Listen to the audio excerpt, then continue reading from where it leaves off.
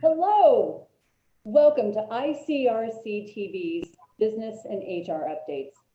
Another week, and yes, of course, another long list of changes. I spend hours and hours and hours reading, and then I suddenly realized I need to surround myself with all these wonderful people who know much more than I do about these subjects. And therefore, that's why I keep inviting them onto the show. So welcome, we're thrilled you're here. Today, we're gonna focus on unemployment. I mean, I know you're all talking about it. I'm getting it. Why in the world at this time of this pandemic do we not have this huge access of people to work? Well, I brought on two very, very dear friends, and they represent some very prominent recruiting firms and staffing firms here in Cincinnati. They're going to give us a walkthrough of why it's not just the manual labor that we're having trouble finding for our workforces. It's the upper echelon. It's the highly sophisticated and highly educated that isn't seem to be running out and trying to find jobs. And I'll tell you, when we start talking about what each of your states actually has in terms of unemployment rates, this is getting pretty frightening. Mm-hmm. And we've got to, as businesses as a whole, as business owners, as managers, we've got to get our hands around this. We've got to come up with an idea of how to advise our business owners on what the solutions are, and communicate to our politicians and those who are making these big decisions on what our economy truly needs here in America. And then at the end, I'm finally going to give Scott the opportunity to help us walk through all the crazy changes under the Families First Coronavirus Response Act. Guys, we've got some big changes we need to announce today. And what's interesting enough too, and I'll bet Scott's seen this as well, is now that the doctors are bringing back individuals and medical procedures are starting to proceed back, we now have more individuals asking for accommodations and not knowing that they're needing accommodations. So we've got to be really careful about that, and we'll touch a little bit on that here at the end of the show. Oh, by the way, I'm Pandy Pridemore, Principal Consultant and founder of Human Resource USA, and I'm about to introduce you to Walt Tracy, owner of At Work Personnel, located here in Cincinnati, and soon to be, or have we already crossed the threshold for our new location in Kentucky? Yep, we have a soft opening, Bandy, so a grand opening to follow when socially permittable.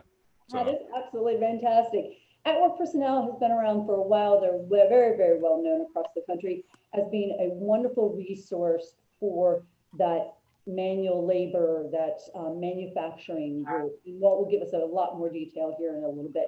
And to contrast him and to complement, I've brought on Dan Netter. Now, Dan is the Director of Development,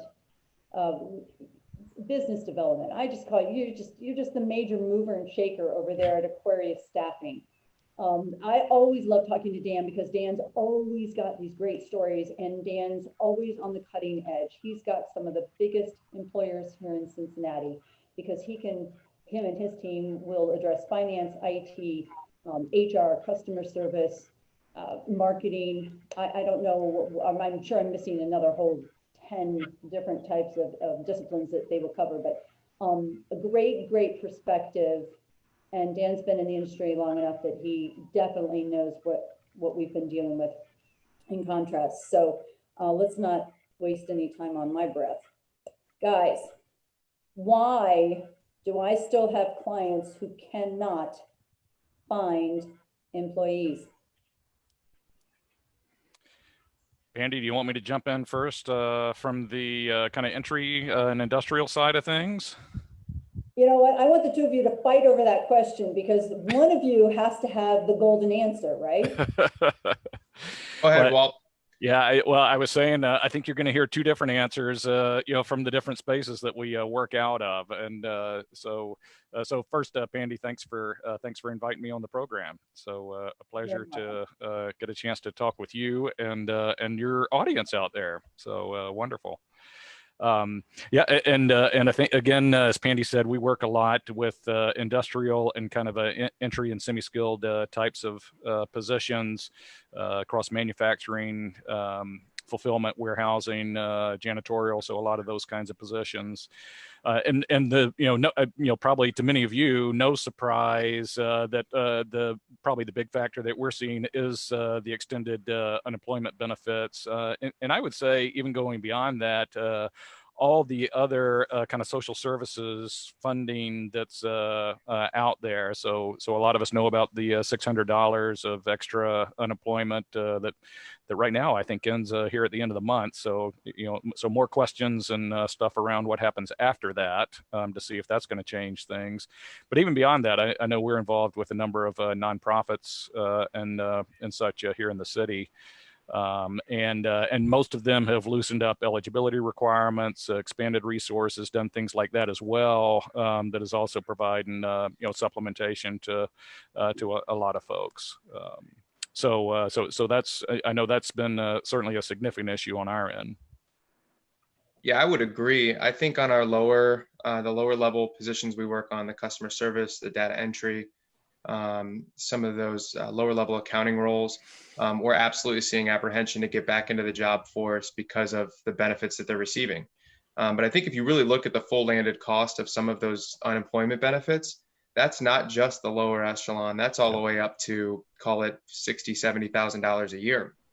People are making decisions to say, hey, you know what? It's kind of nice to sit back and get a paycheck for a little while and make sure all my bills are met and I'm doing projects around the house and that sort of thing while I plan my next move.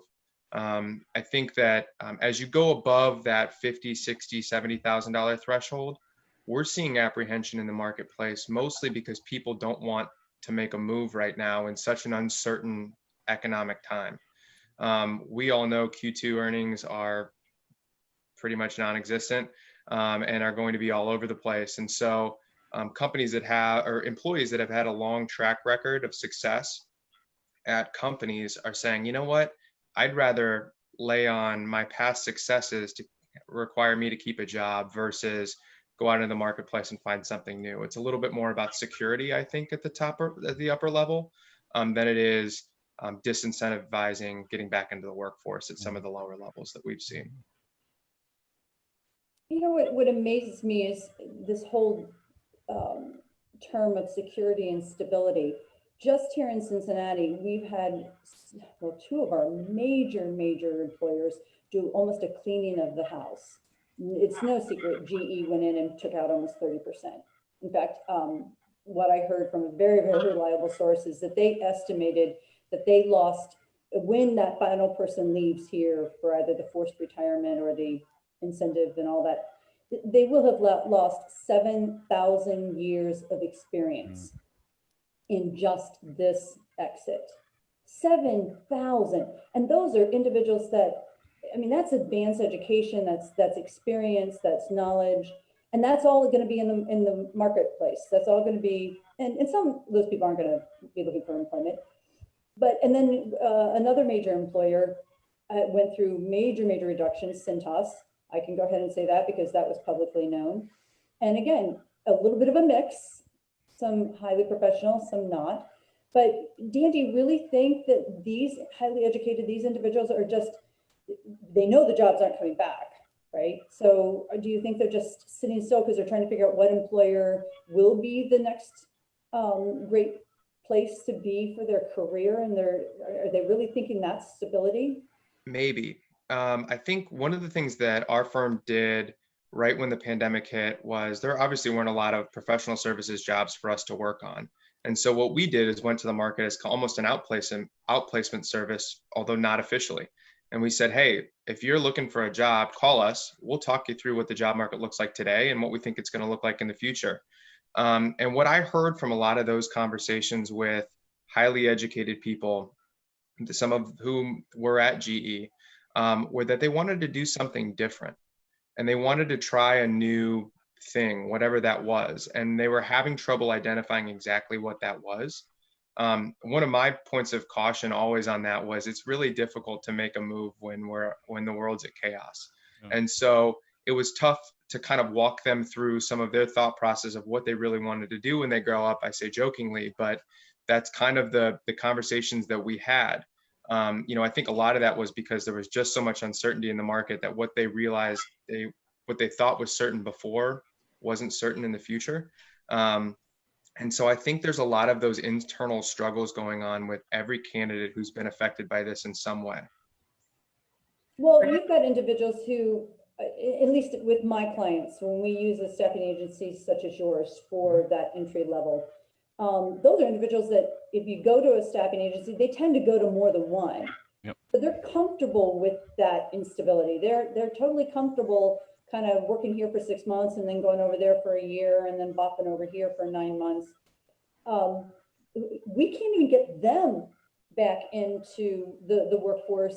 And now we're going into this really hot weather, and some of my employers who seriously have those manufacturing employees are having people just walk off, say, I'm not dealing with the heat.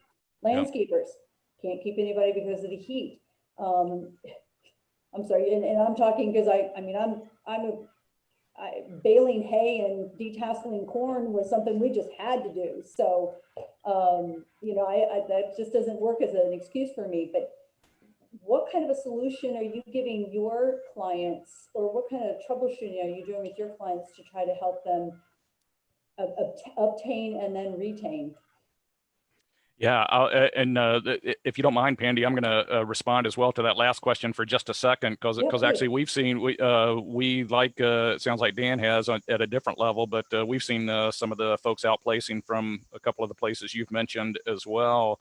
And the other thing I think that we're seeing on that is that over years of seniority and such, their compensation level, those are have been attractive companies. So the market has moved a little bit maybe in the types of roles that they've been in.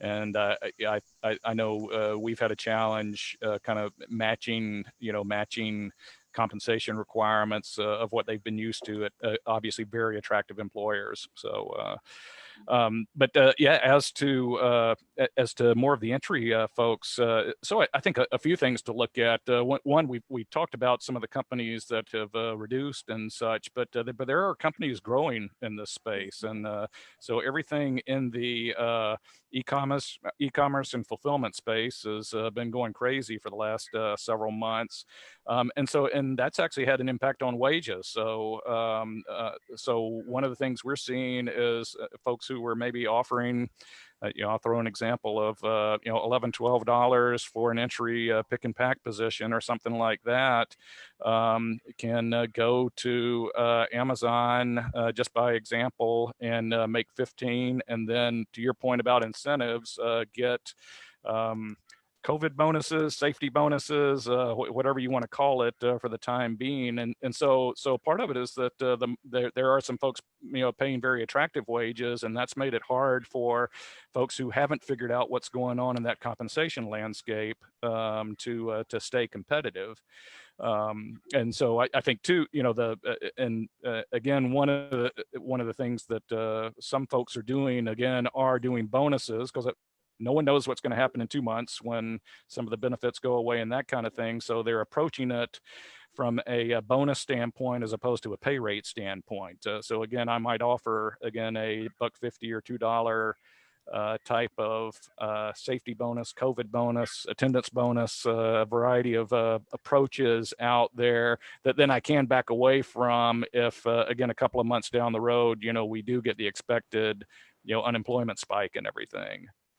It's interesting you say that, Walt, because we've actually seen a decrease in pay, I would say. And I don't have any hard data to back that up, but just kind of our feel is that, we've had folks that have got offers that have said, you need to take a day off of work unpaid every pay period because we're trying to get through COVID, right? Mm-hmm. Yep. And so we're seeing some of that in the marketplace.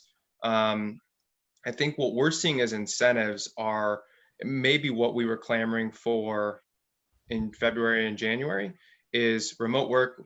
Every company now knows remote work can work. And so that is an incentive that we're seeing thrown around a lot more. I mean, some companies, I have a number of clients that aren't back to the office yet. Setting dates like September 1st to be a potential return. I've had a few clients that have opened their office again and then had a COVID case and have had to shut down. I've had a number of clients that have had, with the new policies in Hamilton County and the new policies in Butler County, with having to wear masks inside of businesses, said, nope, you know what, we're going to work from home again. And so I think some of that remote work thing is a attractive and cheap benefit that companies are throwing around now quite a bit more. Yeah, and Dan, you touch on something there actually that's impacts our types of folks in a little bit different way, and that's just right, the COVID and the work at home and just the concerns about sanitation. Sure. We do see that come up because most of our positions, except for maybe some customer service ones that have moved remote and such, most of ours are on-site positions, and there is a nervousness out there about making sure employers are taking care. We've all, I think, read about some of what's gone in meatpacking and some of those kind of places where, especially in manufacturing spaces, folks are concerned. Are the employers keeping it clean, or are they able to distance, do all of those kinds of things and make it a safe environment? And I think that has sidelined some folks as well. And you made a real interesting comment, because that's been one of the conversations in terms of compensation. Everybody tightened in and said, look, we've got obviously less revenues coming in, we've got to make some cuts. Are you advising either the client side or maybe even the individuals that are coming in that you're trying to place? Are you advising them of an open mind to possibly accept a certain percentage less in a salary or wage? Maybe not formally. That's on more of a case-by-case basis. And we're trying to get creative. We understand everybody's budget that they got approved in January no longer is relevant. And so, we're kind of talking to candidates about having flexibility to get a job, period, in this very crazy market where companies aren't looking to take risks on non-revenue producing positions. And so if you're in that space, which tends to unfortunately be the marketing, some of the specialized IT, you might need to make a short-term sacrifice for a long-term gain. And that's kind of how we're talking to candidates about it. Clients are coming to us very directly. This is what I have. I don't have any more, and this is what I have. And while we love that transparency, it's not right for every candidate, and that those candidates are having to make those decisions themselves. I heard a very interesting comment, and I asked him if I could use it, and he said, yeah. This guy is a VP of global operations for one of our huge organizations here in Cincinnati. And I told him what the topic was going to be on today's show, and he goes, oh, I can answer that one for you. And I said, oh, well, please do, because I got a bunch of people who want to know. And he goes, people in America are job snobs. He said, I'm telling you right now, people in America are job snobs. And I said, oh, you have to elaborate on that. And he said, no, seriously, think about it. Everybody wants to be comfortable. Everybody wants to, have the perfect job with the perfect benefits and the perfect flexibility. And, this whole sacrifice of time. And he says, you go to a number of other countries around the world, and they just are thrilled to have a job. And it really slowed me down, because I had to really think about that. Again, when I sit here and think about individuals who don't want to work in landscaping because it's too hot. I talked to an individual who just bought one of the mosquito franchises the other day, and I called to check on her, and she said, Andy, I don't have any employees. Can't get anybody to come out here because it's just walking around the yard. They get paid by the job. She goes, I'm paying a higher wage than my competitors. She said, I can't find anybody who wants this kind of work. How are we going to combat that if our government's paying this unemployment and then throwing another incentive on it?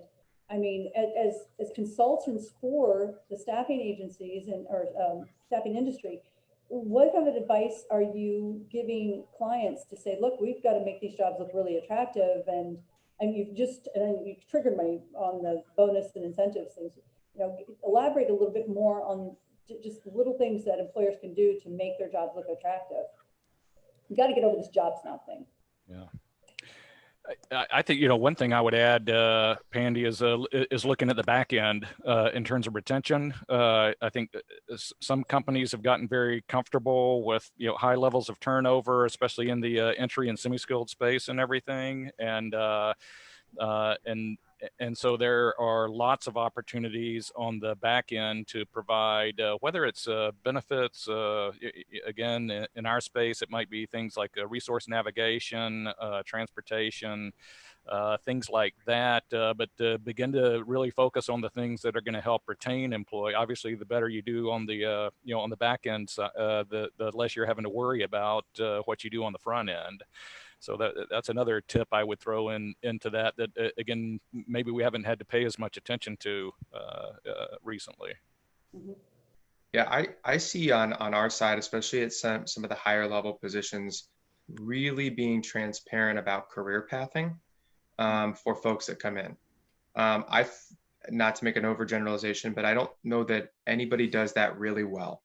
Because it's really hard, right? I mean, that's a tough thing to make a commitment to somebody to say, this is where I see you going, even though we've known each other for 10 minutes. What's that? To have some succession planning first. Yeah. You have to actually think ahead. Exactly. And I think that the companies that are doing that really well are truly attracting great talent, because somebody who can come in and say, okay, I'm at A, but I want to get to C, and this company can help me make those steps to do that, I think sets themselves apart, not only now in a weird job market, but when we had virtually zero unemployment. Those were the companies that were doing a great job attracting great talent from their competitors a lot of times, to be honest.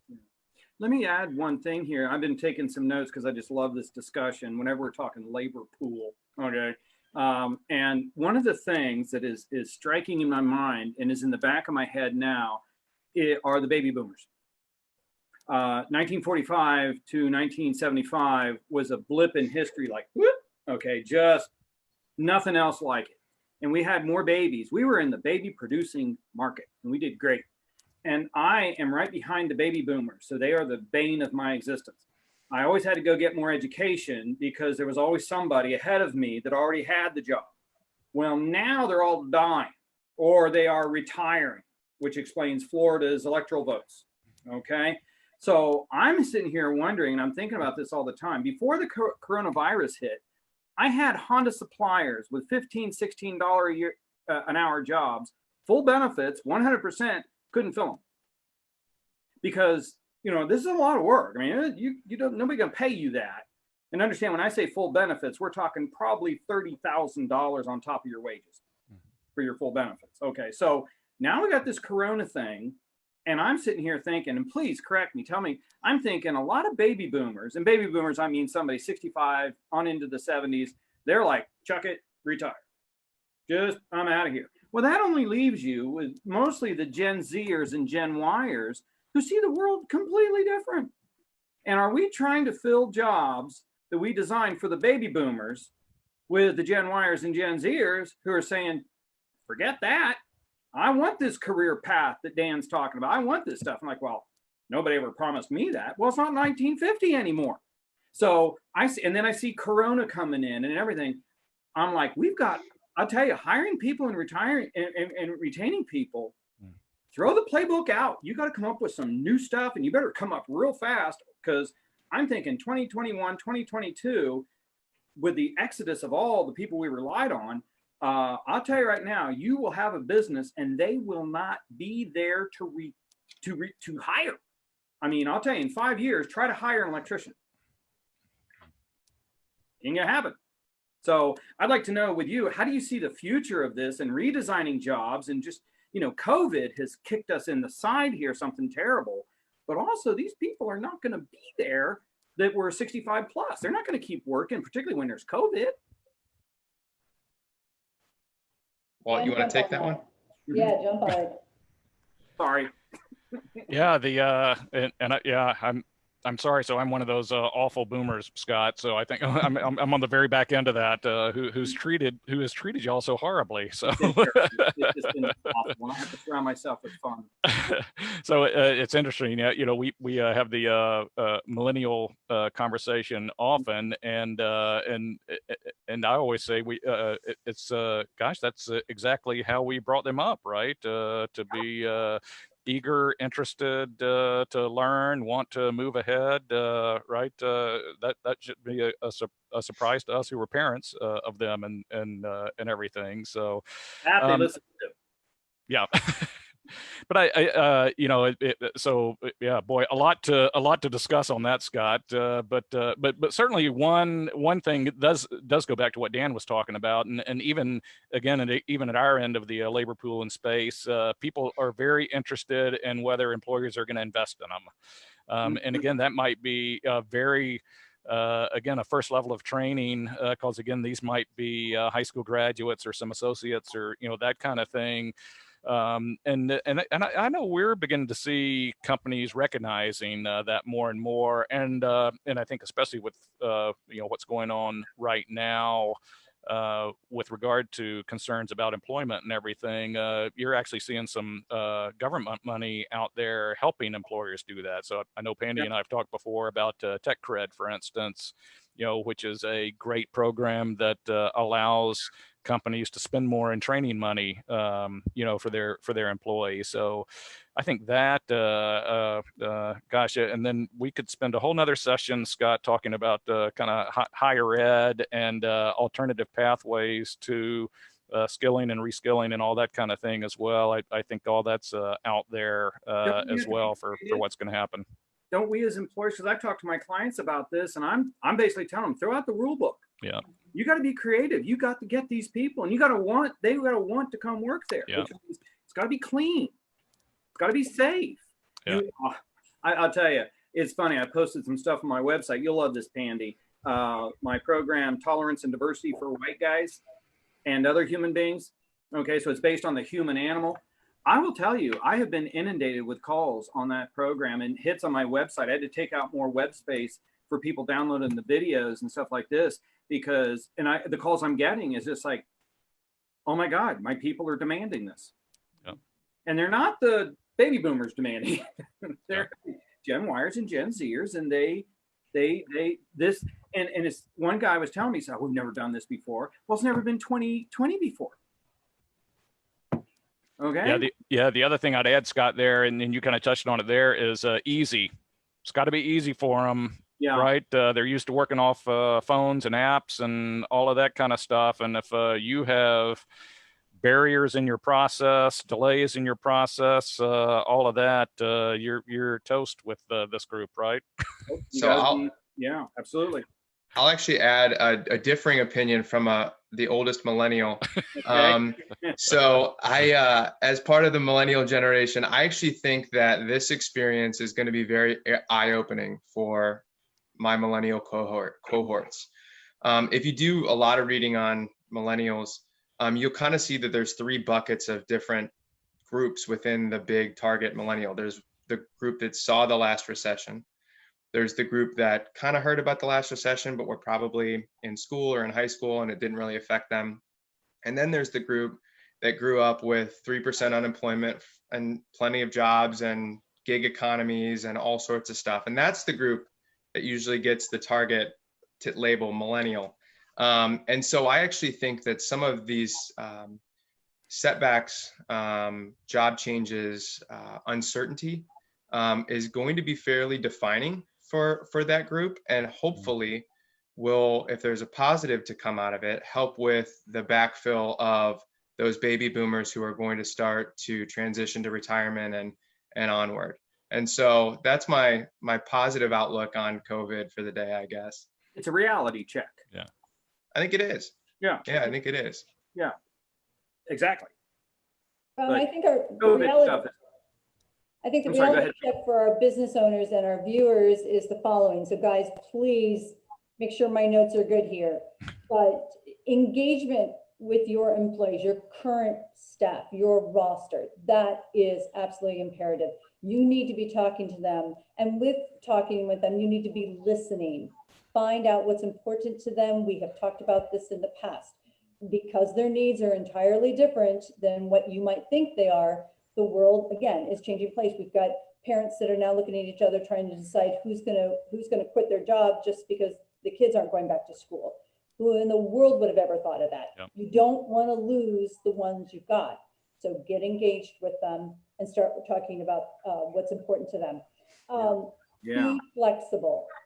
Please, please be flexible. If that's job sharing, if that means changing your hours of when they can do their work, if it means the in and out of their 3 days and the remote the other 2, whatever it takes, be flexible if you can. Now, obviously, if the press has to run, the press has to run. But really, again, to Scott's point, think out of the box. Yeah. And if you can't do it, then get out of the way and let somebody else run the company so that at least everybody still has a job. I that's pointed at a couple people. We'll keep moving on here.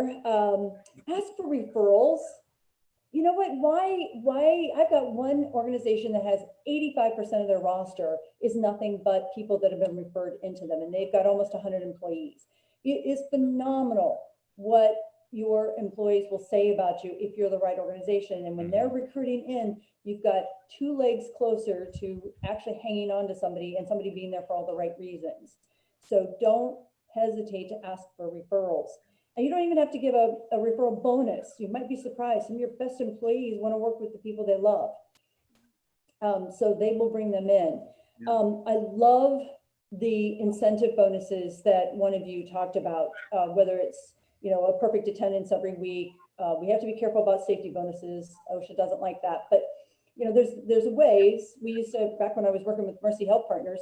Oh, Scott, I know you laugh with anything. Yeah, the OSHA stuff, but well, there's a workaround. Yeah. Hey, give a bonus every time you see them sanitize their section. It doesn't matter. Squirt bonus. Right. Come up with something. And again, it doesn't have to be money. Sometimes a gift card, sometimes buy lunch for everybody if you can afford it. Give them an extra PTO day for the rest of the year. There are all sorts of programs that you can put in place. And trust me, when your employees, I went to a Vistage program one day, and one of their speakers said, look, your culture is not what you write on the piece of paper. Your culture is what your employee says to her neighbor over the fence. Yeah. That's what defines your culture. So if they're talking well of you and saying, yeah, I got an extra PTO day off, or I am not taking lunch today because they're buying us lunch, or what, my gosh, people want to gravitate to that kind of stuff. So did I miss anything, guys? I just throw in, I got some clients that they do this for their patients, particularly in the medical field, but they'll have computers there. How is everything today? Oh, it's just great. Would you mind sitting down here at this computer and entering your comments? Okay. It's like Glassdoor. They'll do that with their employees, and they make it, you go home, you forget you're busy. But I'll tell you, it is a very good recruiting tool when people go out there and they can read some stuff about you that is good. Do I want to go work there? And that's a big issue with younger folks. Me, I was kind of like, hey, I got a job, I'm going to hold on to it like Daffy Duck holds onto a diamond, but the times are changing, and everybody's a free agent. Well, and no one's perfect. And Scott, you and I both know, we've heard it many times, oh, well, there's this wrong with them, or there's this wrong. I looked at one of my clients yesterday and said, well, for crying out loud, tell me all the right things again. And why would you not? And in this market, you absolutely have to understand you're not going to get the perfect person. So, and that's a great term to bring in personnel assessments, personality assessments and such. I do want to put a head of caution though, and Dan, jump in. I haven't had it yet, but if one of my clients were to say that they wanted to maybe back down their eligibility requirements, and I'm talking about maybe eliminate the drug test, eliminate the driving, the qualifying for driving a company vehicle or something, I would really be hesitant to encourage that. There's a reason why we want to make sure nobody's on drugs if they're going to drive a forklift, or if they're yeah, I could go on and on there. There's a reason why we want to make sure that somebody has a valid driver's license and, has insurance, is carrying insurance. I don't want you to feel desperate out there. And that's why we're trying to have these open conversations so that we can kind of give you some things to think about. But boy, be really careful. I mean, if you're going to lessen your eligibility requirements, then fine, only check 2 references rather than 3, or don't give the personality assessment, save yourself $300 there. But yeah, be very, very, very cautious before you eliminate the drug test, the background check, and the driving. Yeah, Pandy, I would agree with that, but I think there are things to be done in that.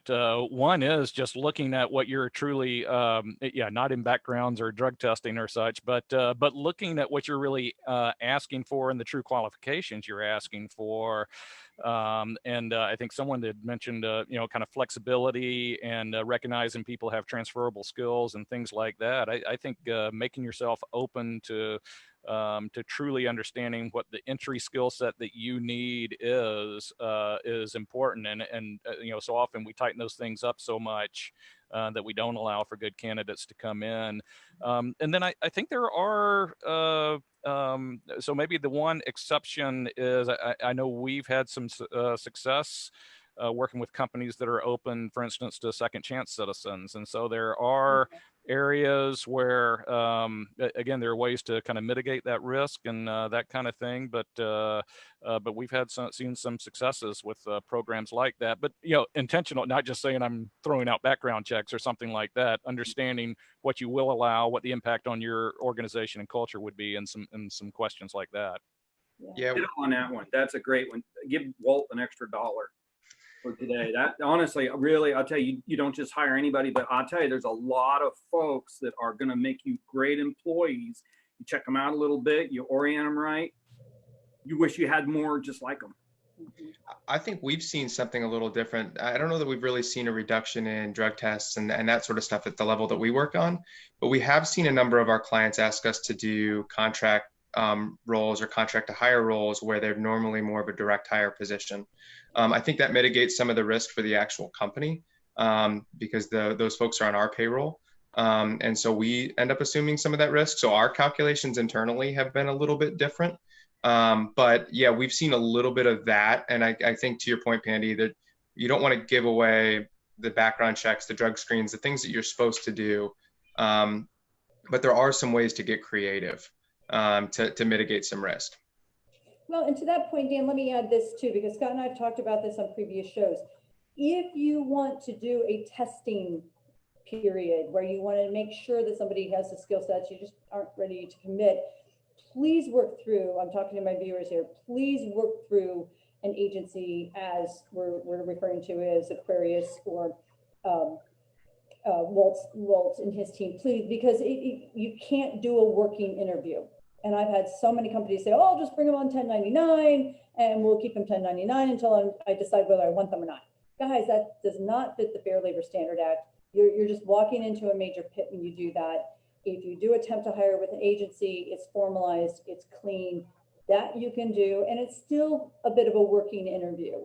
But I don't want to do that. And I really want to shy people away from trying to become gig workers too fast until you've really researched that as well.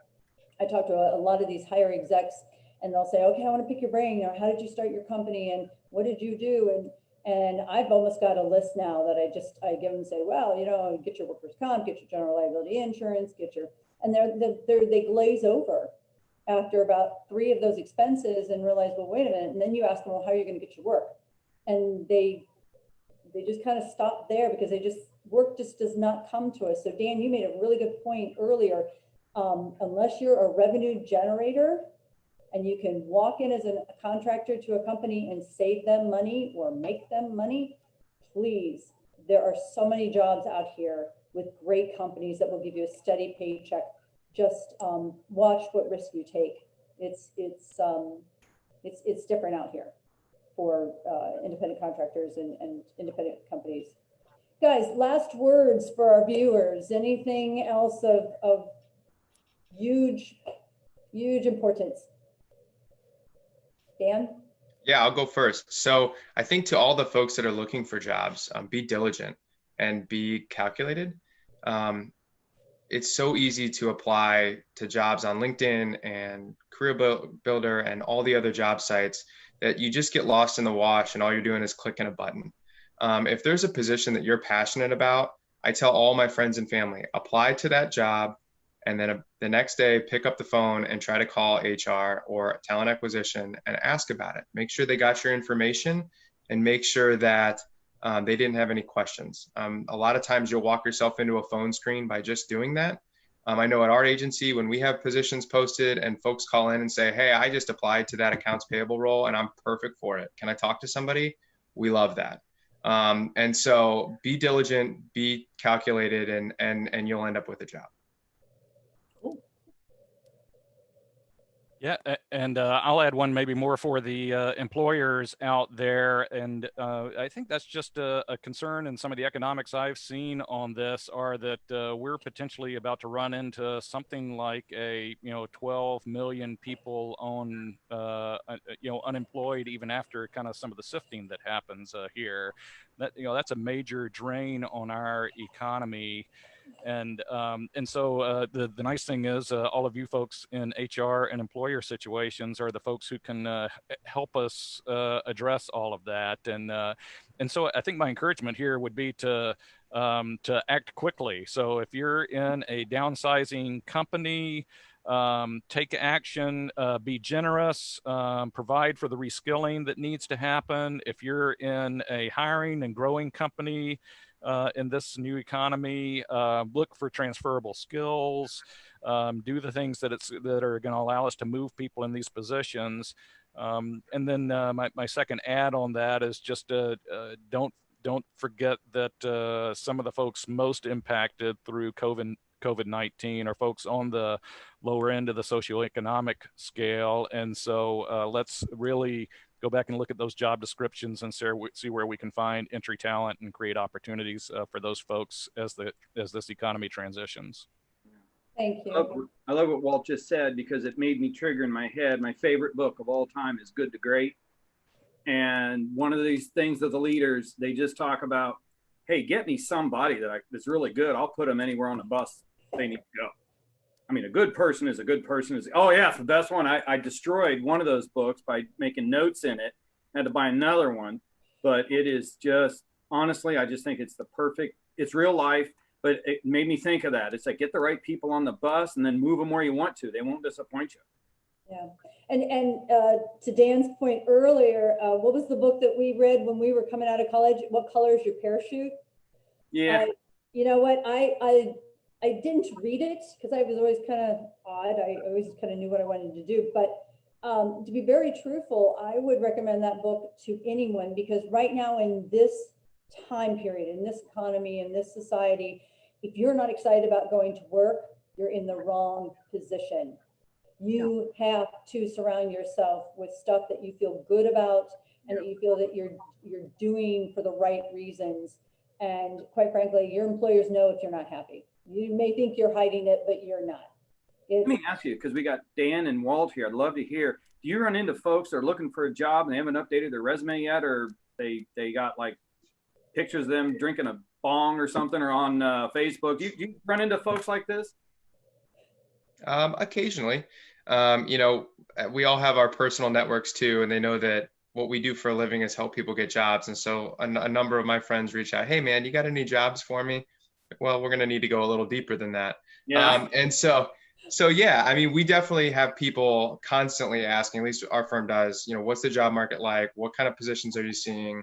Are you busy? Are you slow?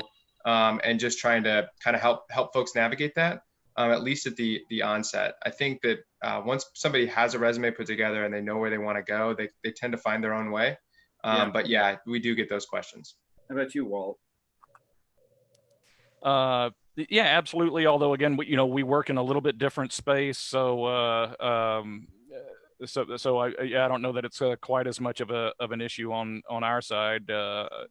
More, again, more I think people are looking for growth opportunities. With us, how do they get into something? Again, maybe they're temping with us and they wanting it to get into a temp to hire and again into an employer. So it's more that side with us, I think. Because my perspective on that, and Penny, you mentioned parachute, and I thought of Who Moved My Cheese. And it gets criticized a lot because it's so simple. And I'm like, well, simple's brilliant. The greatest thing in the world is the wheel. Okay, so you always have your tennis shoes around your neck. Even when you're in a happy position, you like it. Man, so I got to update my resume. Really? What have you been doing? Okay, you're like, I'm watching, Netflix or something. I'll tell you, always keeping it sharp. I mean, I tell you, if somebody calls up and they want you, you can say, yes, I am ready right now. And I don't have anything embarrassing on my Facebook. I've got my resume ready, always. And I'll tell you, those are the people that are going to land on their feet. Mm-hmm. The survivors are truly going to come out of this, and people are going to create businesses. We're Americans. This isn't, it's going to try to slow us down, but it's not going to stop us. And that's why we have shows like this, because we want to share our ideas and try to offer some big solutions. Guys, thank you. Thank you very, very much, Dan, Walt. I got to pull Scott in a different direction. Okay, that was great. Hey, you guys, that was fantastic. All right, Pandy, great to join you. Thanks so much for having me. Yeah, thanks for having me, Pandy. So, Scott. Busy week already, isn't it? Oh my gosh, I spent 3 hours the other day just going back. Here's the message to the viewers. I'm spending 3 hours to make sure that I understand what the most recent changes and the most recent news is. When was the last time each of you went back and checked the date on some of the stuff you're referring back to? At a client, send me a protocol. She's the ISO mentality, and she sent the code, and here's what happens if, and if you do this, here's the procedure. And I went, oh my gosh, where did you come up with this stuff? She goes, well, and she sent me the link, and it was dated April. And I said, oh, well, here, let me give you the CDC site that's dated July 10th. Yeah. Guys, we understand that this is moving at the speed of light, and I can tell you right now, it's not going to slow down. So please, number one thing, get in there and double check what you are referring to. Right. And let us start, again, watch the show so that we can keep updating you, because you don't know who else is referring to that same material. You may know it's changed, but they don't. One of the big changes, though, that we need to talk about is the CDC and the IRS's reversal on the requirement for individuals to provide medical documentation. I'm saying medical documentation. I'm not saying positive tests. I'm saying medical documentation to be eligible for the FFCRA programs. Right. This is a big, big swing. And, if you remember, the documentation was justified by was driven by the IRS because they didn't want fraud within those tax credits. They wanted you as employers to make sure that the individual who was requesting paid sick leave truly had the COVID and it was related to COVID, right? We didn't want a bronchitis, and we weren't going to give a tax credit for somebody who just had a cold. Right. We wanted to verify it was COVID. They've taken that away. Yeah. I mean, the testing, and every day this changes with the accuracy of the testing and the accessibility. I mean, I saw on the news the other day, people lining up for 7 hours. Yes. Get tested. So you see, everything sounds good in theory. And then here's what it's kind of like when you go to orientation and they tell you how things work. Then you go to your department and they say, okay, here's how things really work. Okay, it's like having Hagrid give you the inside scoop on how things really work and this stuff. And you got to remember, a lot of these things are written by bureaucrats who just really don't live in the real world and they've never seen sunshine. I don't think they're talking either. I really don't think they're talking to each other. Oh no, there's no possible way. Heaven forbid we'd share information.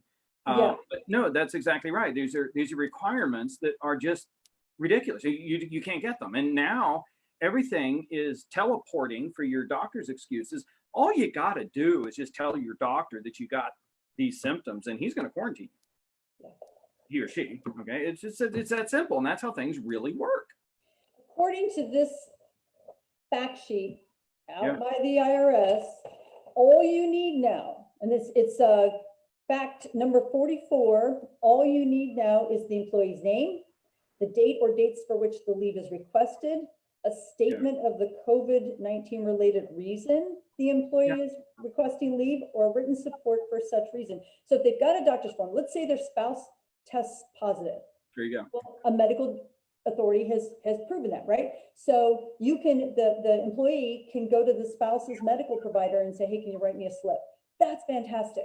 Not required for the tax credit, but that would be fantastic. And then a statement that the employee is unable to work, including by means of teleworking for such reason. So remember how we coached you here a couple of weeks ago on the information to justify the children out of school, the basic information, just put it on a piece of paper. That's basically what this is saying.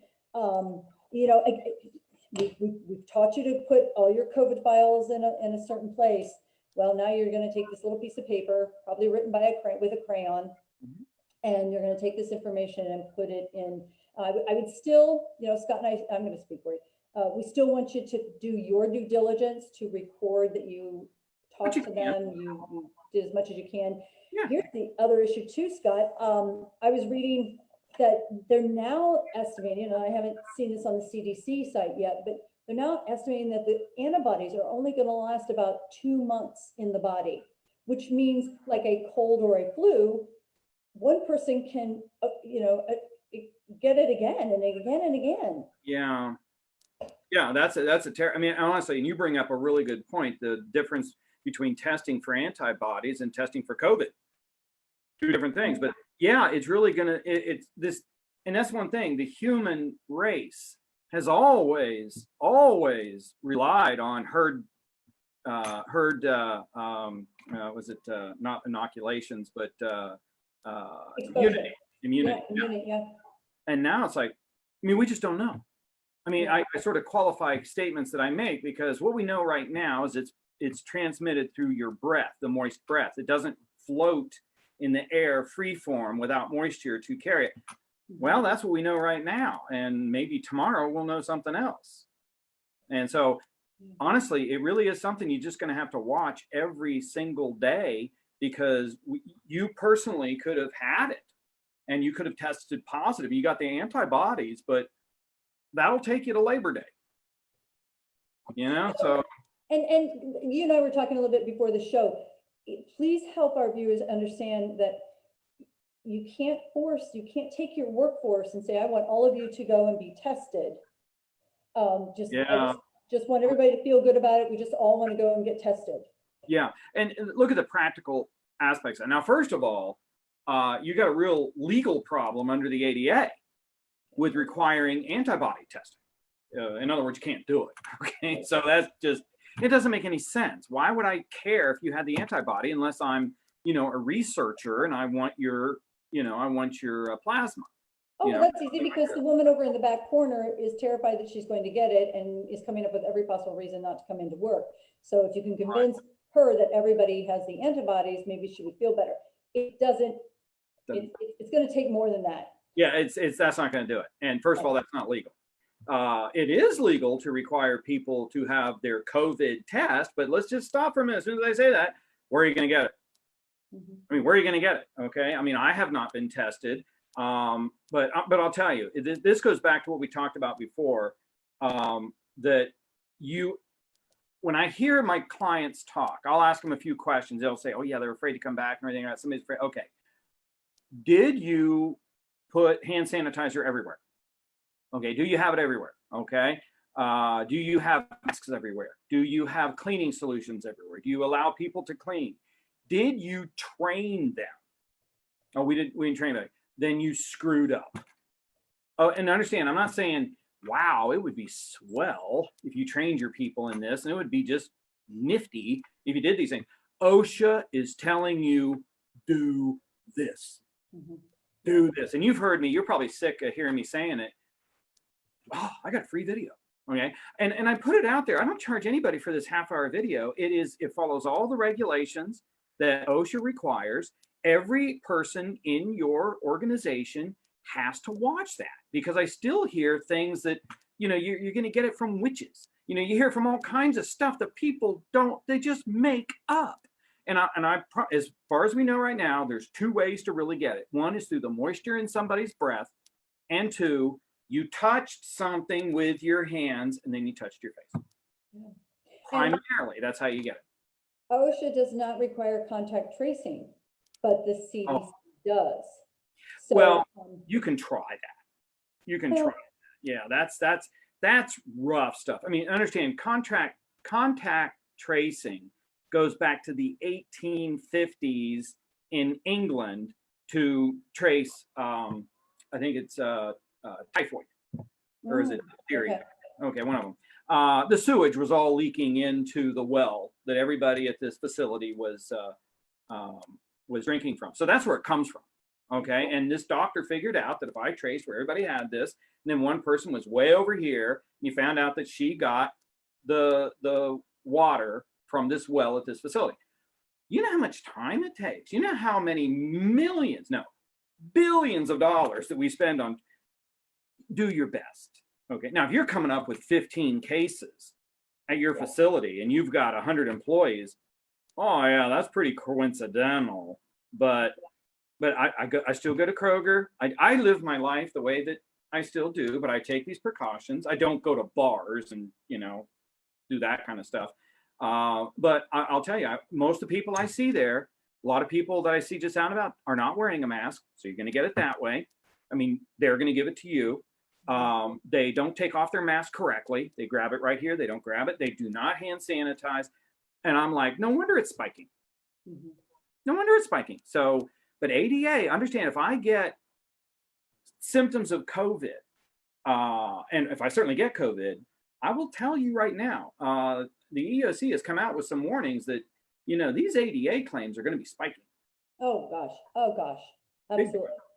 These days, there are 2 laws Yes. that apply to everybody in this country, and you need to know them cold. And honestly, if you don't know these cold, an expert, you can't be in HR.